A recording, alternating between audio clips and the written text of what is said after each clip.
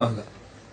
اور یہ جو مسجد کا امام ہوتا ہے، مقتدی کو ایسی عقیدت ہوتی ہے، اور جس مقتدی کو عقیدت نہ ہو اس کو تو مسجد چھوڑ دینی چاہیے، کسی اور مسجد میں چلا جائے۔ امام کے ساتھ بھی عقیدت نہیں ہے تو بتاؤ عقیدت کس کے ساتھ ہوگی؟ اگر امام میں کوئی چھوٹی بہت کمی بیشی ہو اس کو مت دیکھو، امام امام ہی ہوتا ہے۔ اور آپ یہ بات ذہن نشین فرما لو کہ امام عشاء کی نماز پڑھائے اور اس کے بعد 2 سنت اور 3 وتر پڑھے اور سو جائے، اور پوری رات سوتا رہے، نہ تسبیحات پڑھے، نہ تلاوت کرے، نہ ذکر کرے، نہ تہجد پڑھے، اور صبح اٹھ کے 2 رکعت سنت پڑھے اور فجر کی جماعت کرا دے۔ اور اس کے پیچھے کا جو مقتدی ہے وہ عشاء کے فرض پڑھے، پھر سنت پڑھے، پھر نفل پڑھے، اور پوری رات کھڑے ہو کے قرآن کی تلاوت کرے، پوری رات، اور پوری رات 1 کروڑ روپیہ صدقہ کر دے، اور صبح پھر امام کے پیچھے نماز پڑھے۔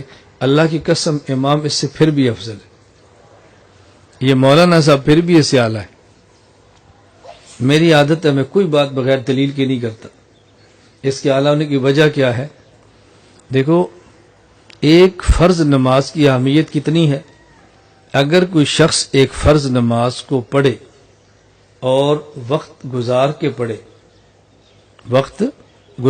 پڑھے تو پوری زندگی انسان نوافل پڑھتا رہے، یہ جو وقت گزار کے نماز پڑھی ہے اس کا تدارک نہیں ہو سکتا۔ اس کا معنی یہ ہے کہ 2 رکعت فرض یہ عمر بھر کے نفلوں سے افضل ہے۔ آدمی اگر 2 رکعت فرض پڑھ لے اور ایک طرف 2 رکعت فرض نہ پڑھے، اور آدمی 2 لاکھ نفل پڑھ لے تو 2 رکعت فرض کی برابری نہیں ہو سکتی۔ تو فرض کتنے اعلیٰ ہوتے ہیں، فرض کا مقام کتنا زیادہ ہے۔ اور ایک جماعت کے ساتھ فرض پڑھیں، اللہ اس پر 27 فرضوں کا اجر عطا فرماتے ہیں۔ یہ گنتی آپ نے کرنی ہے، میں نہیں کروں گا۔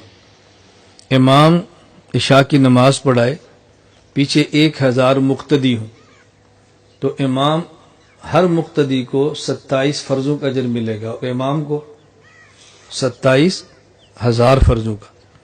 اور امام صبح فجر کی نماز پڑھائے تو ہر مقتدی کو 27 فرضوں کا، اور امام کو 27,000 کا۔ 27 اور جمع 27 54,000۔ تو اس کا معنی اگر مقتدی 1000 ہوں تو امام کو 54,000 فرضوں کا اجر ملتا ہے۔ 54,000، اور مقتدی کیا کر رہا ہے؟ نفل۔ پوری رات نفل پڑھے گا تو کتنے پڑھ لے گا؟ 1 ارب بھی صدقہ کر لے تو نفل ہی ہوگا نا، اور امام کو 54,000 فرضوں کا اجر مل رہا ہے۔ اس لیے اگر امام صاحب خراٹے مار کے سوتے بھی رہے نا، اور یہ حاجی صاحب کھڑے ہو کے عبادت بھی کرتے رہیں، امام کے برابر نہیں ہو سکتے۔ اس لیے اپنی اوقات ذہن میں رکھا کرو کہ میری حیثیت کیا ہے، میری عبادت کیا ہے۔ جب یہ دماغ بنا لیں گے تو پھر مولانا سے کبھی نفرت آپ کو نہیں ہوگی۔ خیر، میں نے عرض کیا پیغمبر